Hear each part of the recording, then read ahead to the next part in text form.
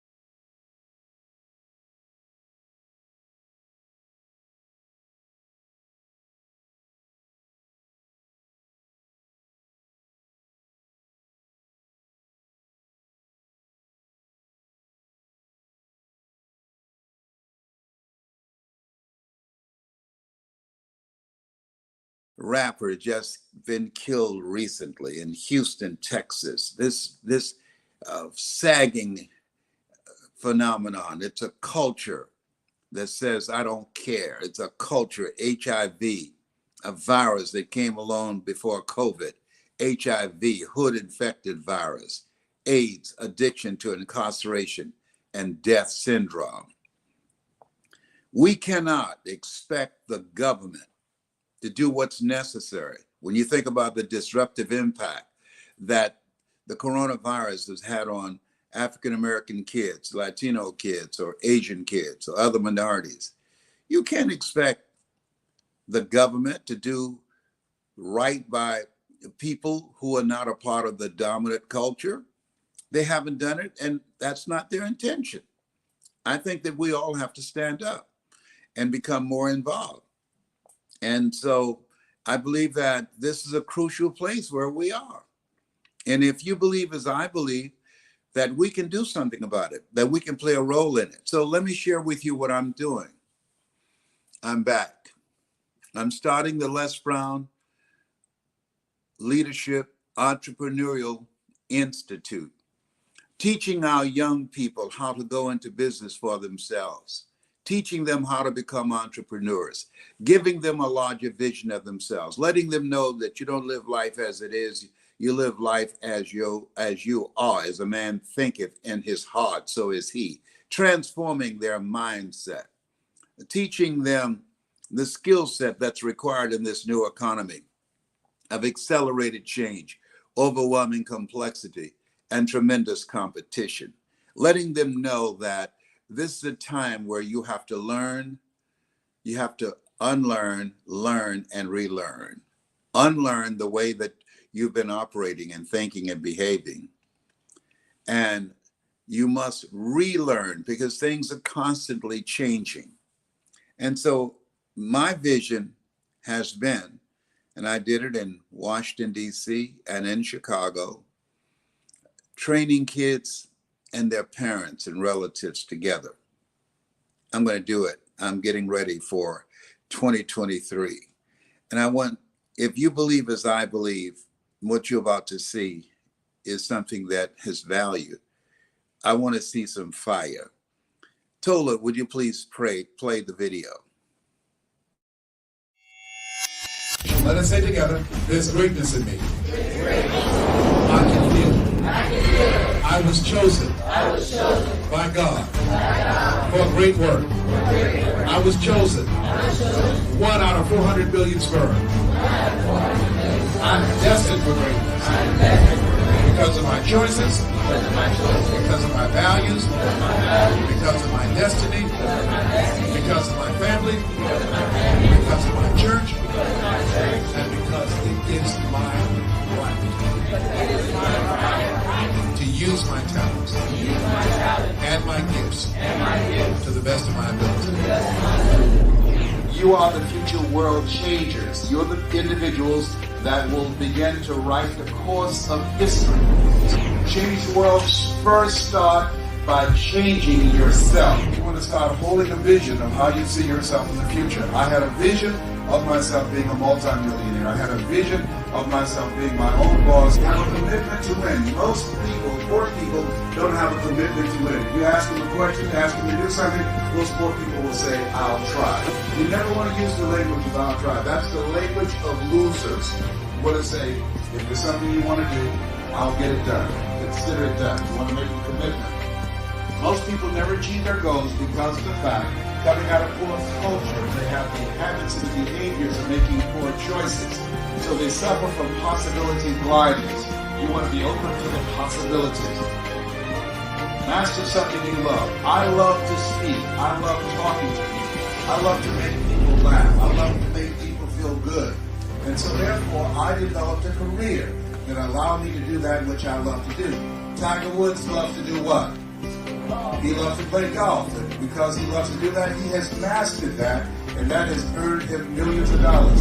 Booker T. Washington said, as you begin to look at yourself and look into the future, your gifts and your abilities and your talents are very important. He says, judge a man not by what he has accomplished, but what he had to overcome in order to reach his goal. My group, Prospects of the Future, plan on learning at this seminar is how to dare to be different, how to use school and our surroundings as a tool to be successful in life, and how to just be an all-around great person in life and to be successful, as Les Brown is teaching us. Develop your mind and develop your communication skills. Because once you open your mouth, you'll tell the world who you are. How many of you would like to be a better communicator? Raise your hands, please. What we hope to get out of this, our group is actually called the World Changers. What we hope to get out of this conference is just ways to develop ourselves and improve our skills, like our networking skills, communication skills, things like that. I'm with the group, The Change in the World, and what we've learned is that when we speak, we need to be speaking to connect to others. What we plan to learn is that we need to become excellent servants to become excellent leaders. Hi, my name is Wale. My group is the Future Leaders of America, and we've learned so far how to acquire knowledge and use it to become successful, and we're yet to learn how to tap into our inner potential and inner greatness. My name is Joseph, and I'm in the Achievers group. I plan to learn how to be a good, successful leader and how to be able to manage money and to make right decisions financially in the long run. In order to be successful, you must be willing to do the things today others won't do. In order to have the things tomorrow others won't have. My name is Tammy Dicey, and my group's name is Think Big, Make It Big. One thing we learned is that it's good to dare to be different. One thing we hope to get out of this is how to give and take positive criticism. Someone's opinion of you does not have to become your reality. Hello, my name is Larry Arekarun, and we are the Billionaire Boys Club. And well, what I've learned so far is that in order to be successful, you have to go and follow your dreams and master your skill. Like when you get a skill, you gotta turn it into something positive. My name is Ashley Missy, and the name of my group is Future Leaders, and I hope to learn that I can make a lot of money in what I love to do, and what I've already learned is that you can be successful in life no matter what you do. My name is Teju Adewale, and basically, my group is called the Mindset Sisters, and basically we learned a lot of things. We learned how to, if you have a goal, it should become a part of you. It should become a part of your daily routine. If you see your goal, if you envision your goal, then you should reach for it, and you eventually achieve it, hopefully. We call ourselves, Youth Empowered Successors. And basically what we learned from this Les Brown show today is about doing what we have to do to get to our future now and not worrying about the little things in life. That doesn't really matter. I learned to invest in ourselves and to explore new strategies. What I think that is important that I learned today is that Les Brown, he quoted, speak to connect. In life, you may not have everything you need all the time, but guess what? Inside of you, you do have everything you need. The appearance might be that you don't have what you need. You may not have the connections. You may not have the resources. You may not have the information. You may not have the education. Okay? But that doesn't mean that you cannot get it. It doesn't mean that you cannot attain it. And it does not mean that you have to be stoppable. Let me hear you say, I am not. I have a better way. Let's say, I am unstoppable. This just concludes our first evening of our training. You're talking about some incredible young people. Our future is bright because they are here. Our future is just incredible because these young people have goals and dreams and they have a sense of destiny. And so we're just excited about the possibilities. Let me tell you something. Look out, world. You've got some great young people here that's going to come and take it to the next level and create a brighter future. From my lips to God's ears. This has been Mrs. Mamie Brown's Baby Boy.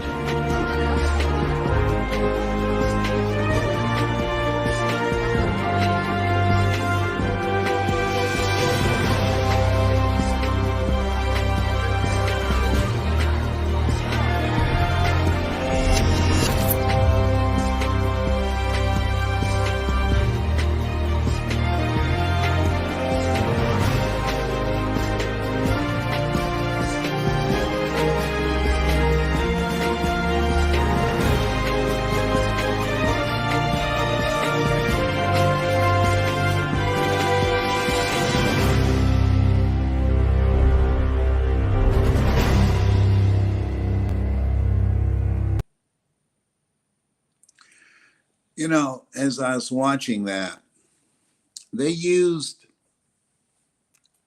a law that they used to investigate the mafia, to investigate me. And they said I had sloppy bookkeeping because the city gave me $100,000 to train youth, and I spent $125,000. I spent $25,000 of my own money. And they asked, where'd you get it from? None of your business. It's my money. And I chose not to turn any kids away. And I used my own money. I put my money where my mouth was. But they used the mafia law. Now, is there anything harmful that you saw in that video that would require that they use a mafia law? And the mafia law is a law that's, I think it's called the MICO. I'm not sure what it is, but it's someone knows out there. But what it says is that they asked, that Mamie Harold they asked Janet Reno, what has he done wrong? And she said, oh, nothing, but we're just investigating him to see if he's done anything wrong. Wow. Wow. What was wrong in their view, when you're empowering our youth, as long as they're using filthy language and shaking their behinds and acting ignorant, it's okay. That's not any threat to society. But when they have goals and dreams and visions of themselves in the future, and when they're articulate and can express themselves, now that's a threat. Now the person, whoever's doing that, that's a threat. We need to investigate him. And that's what they did to me. And I thanked them for it. Because had they not done that, I would not have left Miami and became the person who I am now. They meant it for evil. God meant it for good. Look at it. Look at God. Won't he do it? Won't he will? So I'm coming back. I'm back. I'm so glad I was born and preserved for such a time as this. Our children need a lot of help. If you agree with me, I want to see some flames. If you agree, I mean, if you see the booty shaking on these various platforms and just listen to the language of their indecent, filthy language has now become the new normal. They just can't say 2 or 3 words without cussing. Woo! I mean, it's in the beginning was the Word, and the Word was God. If you believe as I believe, that we need to create a movement to capture our kids' minds from these tablets, from the images that they see of themselves throughout all the platforms in the internet. There are algorithms that's been created in China. They teach and train their kids to become entrepreneurs, how to think, become critical thinkers, how to build businesses, how to invest in themselves and prepare them for the future. And the algorithms through those same platforms in the United States, totally opposite, corrupt their thinking, negative images, a blurred vision, no sense of purpose and direction. However, there's no algorithm between you and I. If you believe as I believe, and I want to see some flames, what you just saw has some value and can make a difference in our kids' lives. Many of those kids now see them and they said, you changed my life. To God be the glory. Do I have any flames coming up, Calvin? No, I'm talking about on your phone. You're not even looking. Excuse me. He's not even paying any attention to where I am.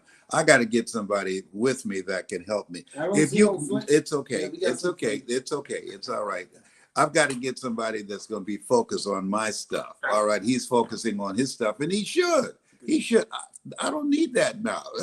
I ask you a question. You were someplace else. Your mind someplace else, and you should be taking care of your business. Here's if you believe as I believe, if you believe that we need to be on point and mean business and developing our children and helping them to reinvent themselves and get a larger vision of themselves beyond the current culture that is designed to deny them, to demonize them, to destroy them, and to help them begin to get a vision of them living a different kind of life. If you believe that, I want to see some thumbs up or some flames up in here, up in here. November the 11th through the 13th, I'm going to be teaching and sharing with people some of the things that we use in the Les Brown Leadership and Entrepreneurial Institute, sponsored by the Greatness Center. We will not have any government funding. And those of you that believe in what I'm doing, I'm open to your helping us. I want parents to come with their children, to be involved. We have to change a whole household, the parents and the kids. And I've had parents in training and they loved it. That's it. That's all I want to say. If you believe as I believe, and you want to be coached on how to work with kids and help them to get a larger vision of themselves beyond the sagging pants phenomenon, HIV, hood-infected virus, AIDS, addiction to incarceration, and death syndrome. If you believe as I believe that this doesn't have to be the way that it is, that we can play a role. We can't help everybody. Whosoever will, let him come. Work with the willing. That's what I'm doing. I want to work with the willing with the time that I have left. I'm 77. And so my goal is to work with people who believe as I believe and want to make them want to help young people. Mental illness is major. Got a son who's dealing with mental illness, bipolar schizophrenia. And a lot of our young people now and adults are dealing with that. And there's help, there's hope. I would not be the person that I am now if somebody did not see me, not the dumb, young, and stupid me, but saw in me something that I didn't see in myself. You can't read the label when you're in the box. I'm through speaking. That's just been heavy on my mind. Working on creating the Greatness Center in Miami, then Detroit, spread out across the country and around the world. I'm looking for people who have vision, the few. The road to life is straight and narrow, and few there be that find it. That's my story, and I'm sticking to it. Bye for now.